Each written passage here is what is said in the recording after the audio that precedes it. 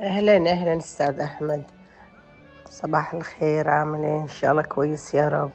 ما شاء الله العالم كلها تتكلم عنك بذوقك، وما شاء الله ومعاملتك مع العالم، وإنك كويس معاهم.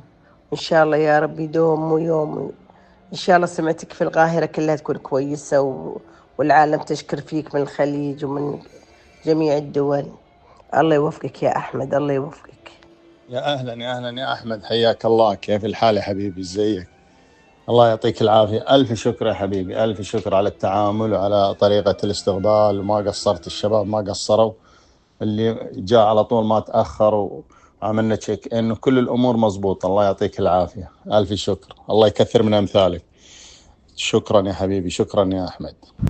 مشكور مشكور مشكور مستر أحمد، الإنسان الخلوق الدمث النبيل الأصيل، الكلام ما شاء الله عنه.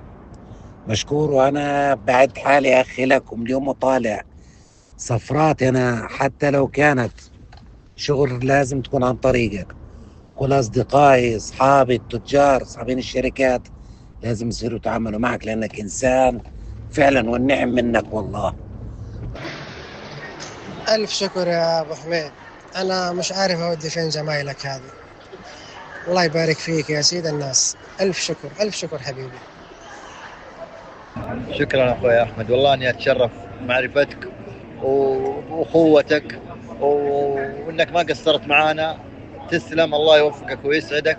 وانت برضو اي شيء تحتاجه من السعودية اخوانك ابد. الله يرحم والديك يا رب. تسلم تسلم اخوي احمد، شكرا. نحبك يا عالمي، والله انك انت عالمي يا ابو عزت، وانت بتشرف اي احد والله بيتعامل معك. ربي يسعدك يا قمر.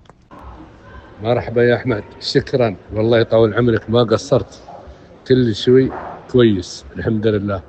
الغرفة والشباب استقبلونا استقبال طيب. مشكور يا أحمد، مشكور. تصدق يا ابو عزت كل الناس بتحسدنا عليك، ما شاء الله عليك، ما شاء الله عليك يا ابو عزت. الكل يحبك يا ابو عزت، وهذا يدل والله يدل على معدنك يا ابو عزت وطيبة قلبك للناس كلها. الله يسعدك يا ابو عزت والله. الله يعطيك العافية والله يبيض وجهك، الغرفة ممتازة وكل شيء ممتاز، والله يعطيك العافية وشكرا لك جزيل الشكر حبيبي يا أحمد. الغرفة فوق المستوى اللي على ما قال، ما قصرت، الله يبيض وجهك، شكرا لك يا حبيبي. مساء النور، الله يعطيك العافية أخوي أحمد، كل الأمور تمام، ما قصرت والله يعطيكم العافية. شكرا.